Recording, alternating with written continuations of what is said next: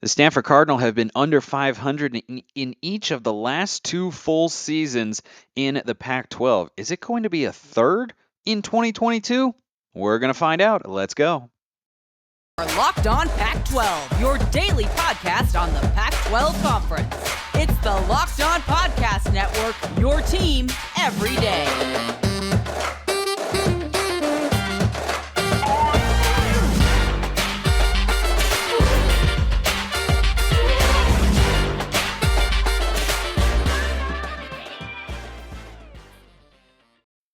Welcome, everybody, to another episode of Locked On Pac-12. I'm your host, Spencer McLaughlin, D1 play-by-play broadcaster. Thanks for making this your first listen or your first view of the day, part of the Locked On Podcast Network, your number one source to stay up to date with the Conference of Champions, however long it exists, which is why, in case it doesn't exist in a couple of years, you should like, comment, subscribe wherever you're listening to or watching the show so you can say you are part of something that no longer exists. You can tell it to your kid one day, or kids if you prefer.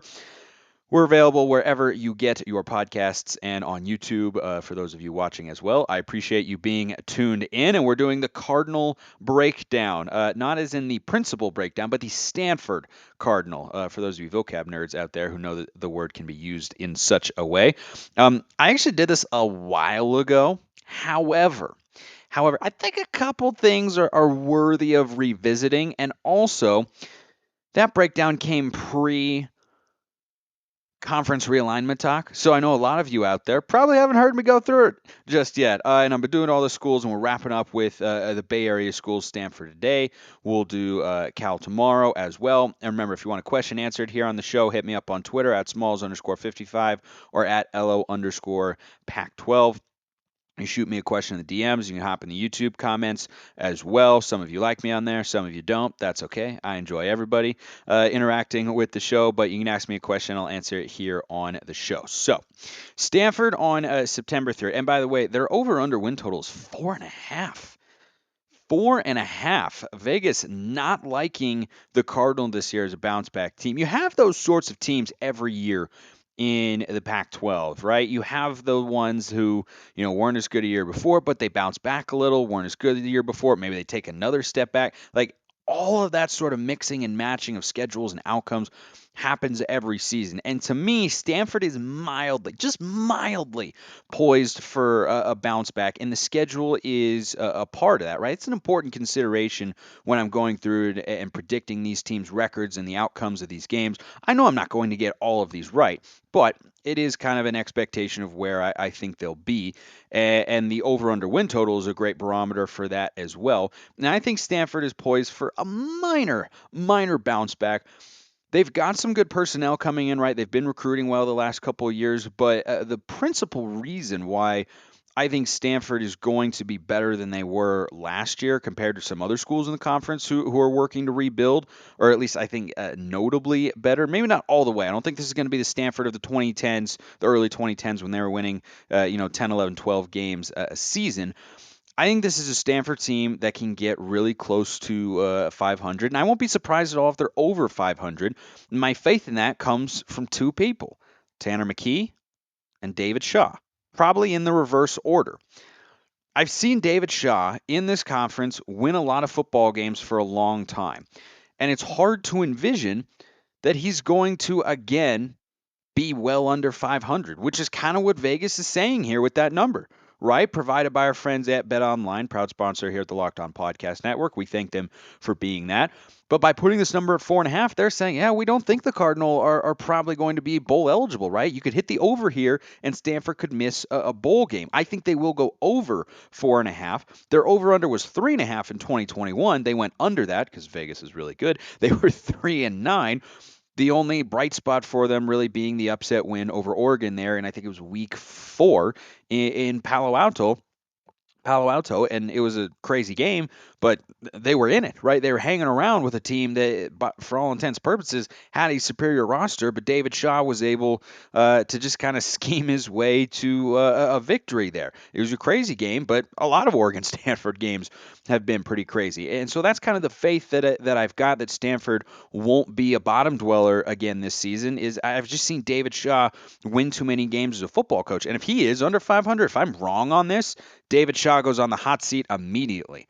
I could foresee. I'm not real in tune with how the Cardinal administration are feeling with his performance the last few years and how much they're factoring in 2020 when the Stanford was 4-2, and I don't take that into account literally at all when looking at these teams and whatnot.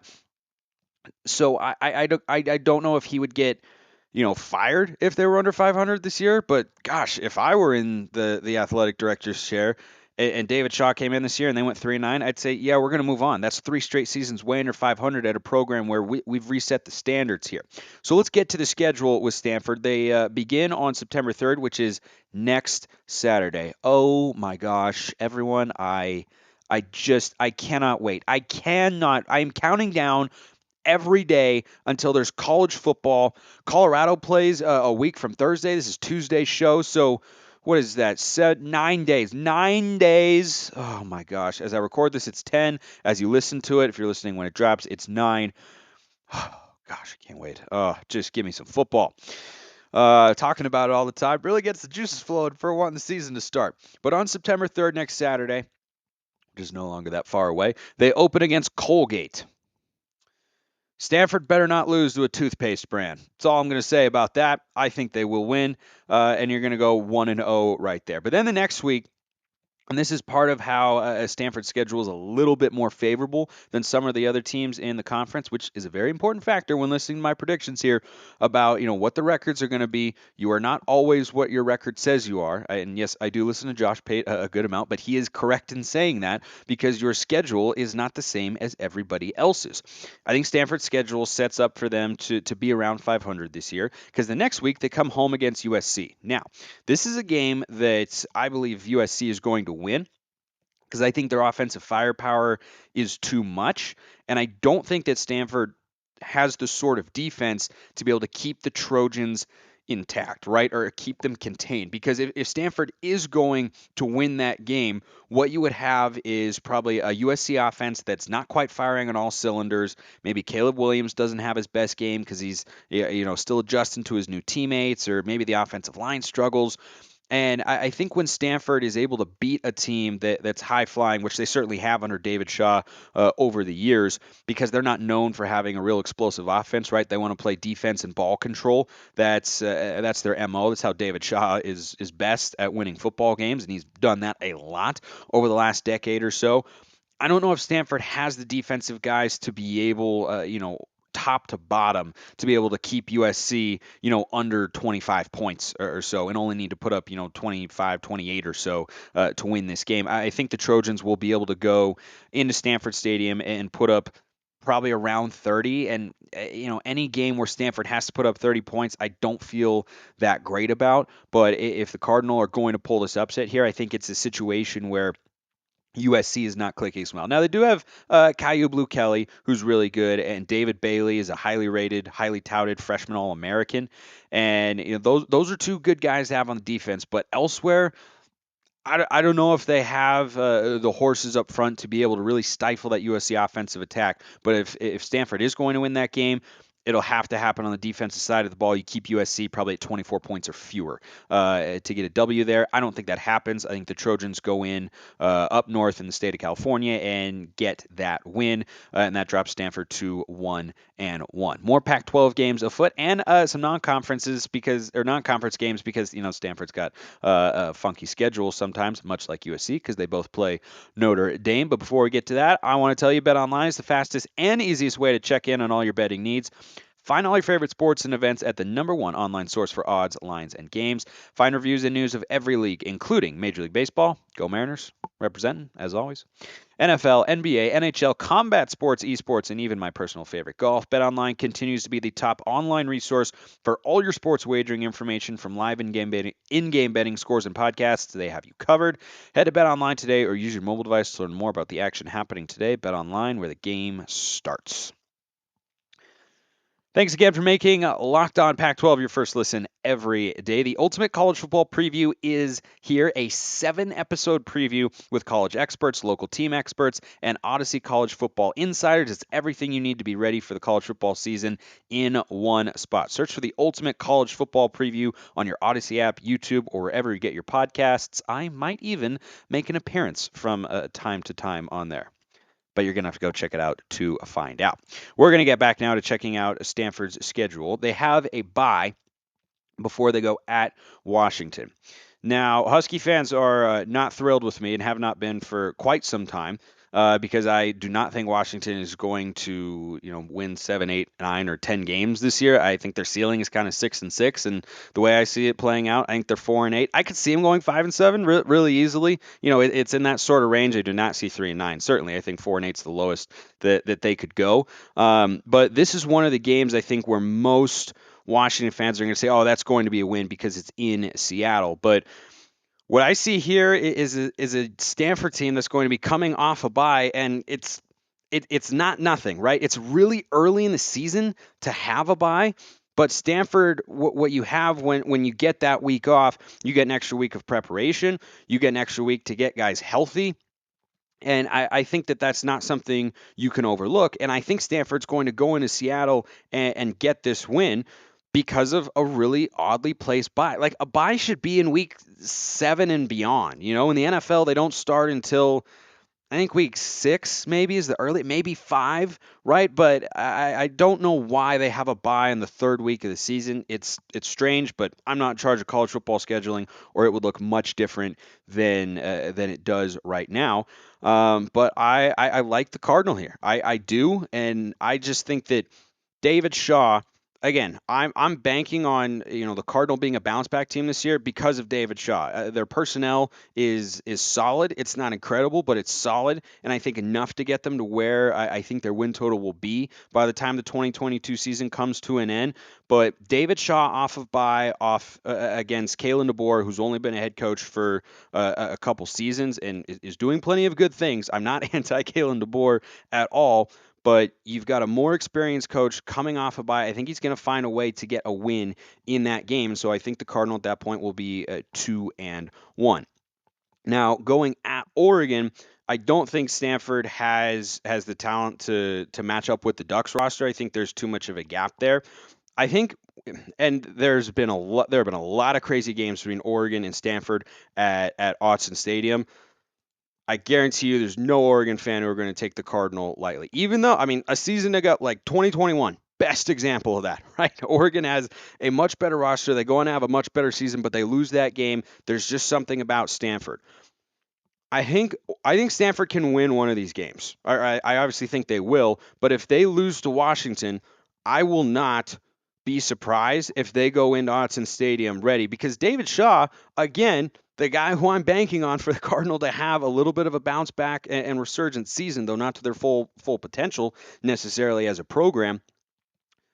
He's not intimidated by Autzen Stadium, right? He knows what it takes to go in there and walk away with a win. He's done it many times, and there's not a lot of people who can say that, especially for a guy who's been there so many times, right? I mean, he's been Stanford's head coach since like the early 2010s. He's won in Autzen Stadium, I think, 1, 2, 3, 4, 4 or 5 times. Like, there are not a lot of coaches in the Pac-12 who can say that. And if any team is going to be able to outperform their talent on the roster, I mean, I think Utah is a prime candidate, but they're in a different level and they actually have a lot of talent there. But it's Stanford. But Oregon at home, I think they are able to get that done, and Stanford falls to 2-2. Then they come back home to Palo Alto and they play Oregon State. And that's a fascinating matchup because what you have in David Shaw and Jonathan Smith, both offensive guys who want to call a game in a similar fashion. Now, Jonathan Smith doesn't actually call the plays for the Beavs. He, of course, has a bunch of influence there, but his offensive coordinator calls the plays. But stylistically, what you're going to see in this game between Stanford and Oregon State are two teams that are very similar. They want to run the ball from an under center pro style look. Stanford's a little bit more jumbo power, and they don't use fly sweeps and stuff like that in motion as often as Jonathan Smith does in the running game. But I think what you're going to see here is Oregon State is a little ahead of where Stanford is at. And look, would I be shocked if the Cardinal won this game? No, I really wouldn't, right? I wouldn't be shocked if the Cardinal were able to win 8 games this year. I could also see them winning 3 games this year. I think that's kind of their range. I think their floor is 3, which is what they were a season ago. I think their ceiling is 8. I don't think they're going to get to 8, but this is one that if they were to get to 8 wins, they'd have to have because they're at home. But Stanford, like UCLA, like Cal, those are kind of the most notable ones. Not a great home field advantage. Not known for having a super raucous crowd. It can be very wind dependent. How often the students show up and get rowdy. I mean, they packed in back in the day, but they have been good for a while. So if they're going to get a high level of attendance, you're going to have to start winning some football games early in the season. And I think the early season schedule is pretty tough. I mean, you got USC, Washington, Oregon, Oregon State to start conference play. That's pretty brutal. And, it's good they have a bye in there. But I just that's a pretty tough way to start. The schedule overall has some advantages, but has some disadvantages too. Getting Oregon State at home is good. Getting USC at home is good, right? I don't think they win either of those games, but are they winnable for the Cardinal? More so because they're in Palo Alto. I think the answer to that is yes, but I think they lose to the Bees on October 8th and they fall to 2-3. Next week at Notre Dame. Yeah, that's just going to be a loss. I think they'll be better than they were last year, Stanford that is, but they're not ready to beat Notre Dame on the road. I don't think last year's game was particularly close. There's a big talent gap here. I think they're more likely to go into Autzen and beat Oregon than they are to go at Notre Dame and win, because I think overall, look, I haven't studied Notre Dame, but they were in a New Year's Six Bowl season ago, lost narrowly to Oklahoma State. They had a lead and kind of let it slip away. I think Notre Dame is probably going to be ahead of where the Ducks are this year, who have a first-year head coach themselves. So I think that'd be more likely, though I think the Ducks are able to get that done at Autzen. I do not think Stanford gets that done. I don't think they have much of a chance going into this game 2-3. I think they'll fall to 2-4. I may feel differently about it if Stanford is going into it above 500 and they're starting to look like the Stanford of old. Then they might have more of a chance, but that remains to be seen right now, and I don't feel super confident about their ability to get there. So I think they fall to 2-4. Next week they come home, and this is again what I'm talking about with the schedule being more advantageous. They play ASU. I don't think either of these teams are going to be contenders in the Pac-12. I have both teams actually going 6-6, but I could also see 3-9 for either of them. And so whoever's at home here, I'm going to give the nod to them. Not having to go to Tempe is big for Stanford. I think they get that win and move to 3-4. And that's a game that, as you go through the schedule, say, man, if you're struggling to find wins for a team like Stanford, which it kind of can be after a 3-9 season, and their over/under win total is one higher than it was last year, though their schedule's fairly tough. This is one where I think they've got to be able to take advantage of an ASU team that, maybe they will be around 500, but maybe they'll lose some bad games and Herm Edwards will get fired, and it'll be an uncontained grease fire, right? You never know. Regardless, even if ASU is doing all right, I think Stanford's able to win that game. I think they move to 3-4. Next week at UCLA, much like USC, I think the Bruins are too explosive for Stanford. I also like their physicality up front with the offensive line.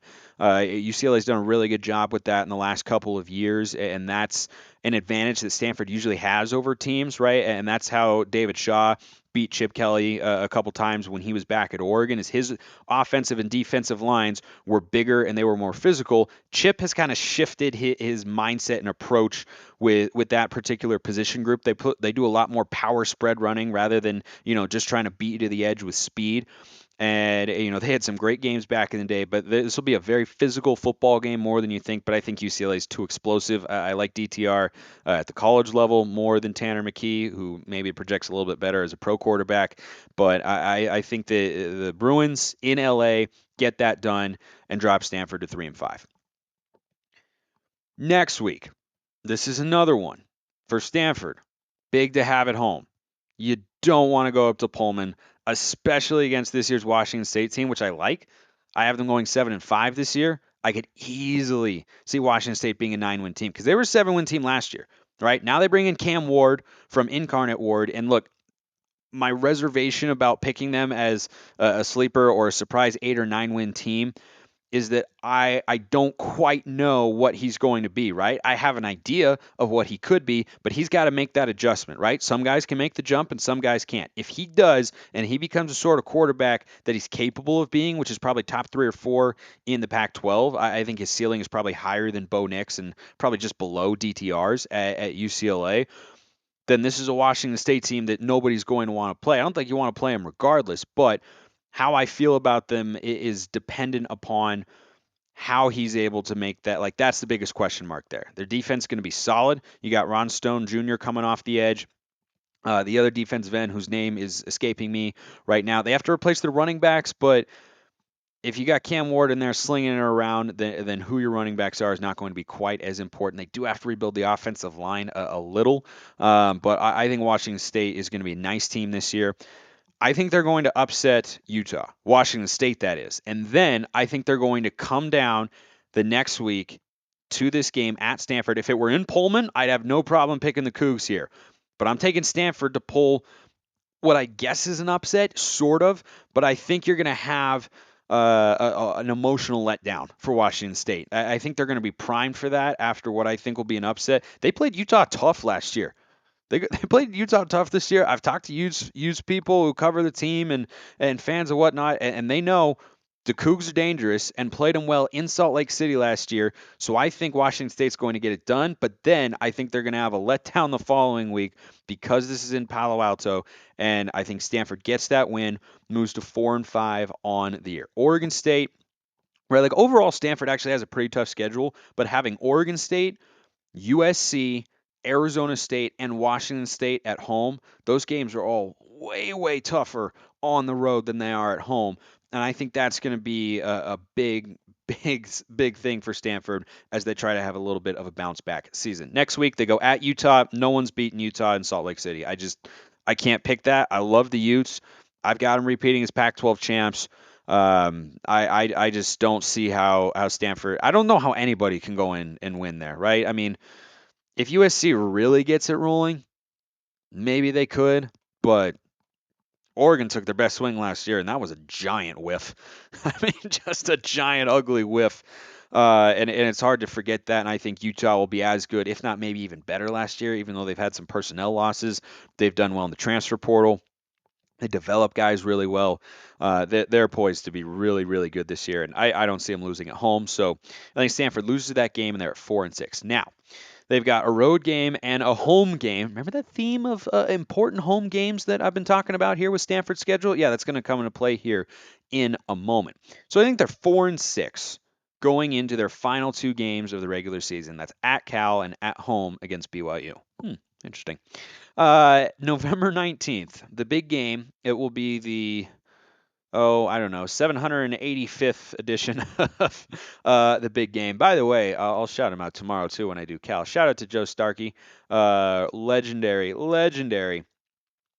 Cal broadcaster who was on the call for the play, and he's going to retire after this year. He was on the call for the play between Cal and Stanford. I think it was 1985, I want to say. I could be wrong. Someone on YouTube can check me on that. Actually, you know what? I'm just going to Google it right now because I want to know, and podcast people might want to know. The play in Cal Stanford was 1982. That was close. I wasn't alive back then, for those of you who don't know.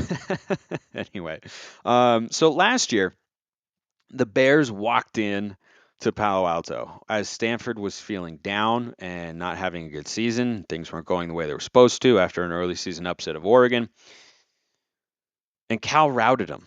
They didn't beat them. They blew them out. 41-11 was the score last year. I think there are a lot of Cardinal players who remember that game, who remember that feeling. And I'm not real high on Cal this year, as you can find out tomorrow on the show, which is why you should like, comment, subscribe wherever you're listening to or watching right now so you can hear that schedule breakdown. I think the script gets completely flipped this year, and Stanford gives Cal a taste of their own medicine, goes into Berkeley and does to them what Cal did to Stanford a season ago, because I think Cal is going to be feeling pretty down at this point in the year, and Stanford will have something to play for more than Cal.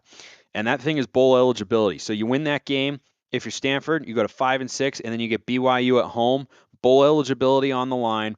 I think they pull it out. I like BYU. They were 5-0 against the Pac-12 last year. I think they're going to give Oregon a run for their money and then some in week 3. I think the Ducks will squeak it out, but it is not going to be easy. But this is a game where, again, how motivated you are going into a game matters. It matters a ton. And I think Stanford is going to be just a little more motivated than BYU. I think they'll have enough players. Like BYU's probably got a little bit of a better roster, but the gap is not as big as it is between, say, Stanford and Utah, or Stanford and Oregon, or Stanford and Notre Dame this year. So I think they're going to be able to get that win. I've got them 6-6 in 2022 with a tough non-conference slate with BYU, Notre Dame. I think they'll find a way to win one, probably BYU. They get to 500, get to a bowl, and David Shaw, has something to build on. Is able to keep away the potential hot seat rumors that would emerge.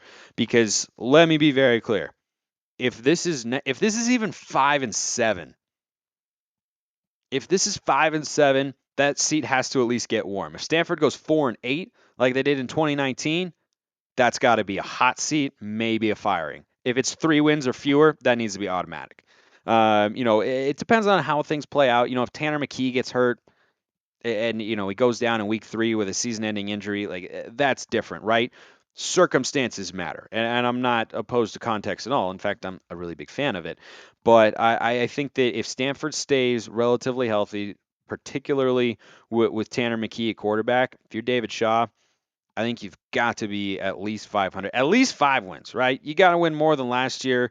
And with those key games at home, I think you've got to be able to get to at least 5, if not 6 wins to hold off the rumors of is David Shaw needing to be replaced as Stanford's football coach. I appreciate everyone listening. Have a wonderful rest of your day, and I will see you next time.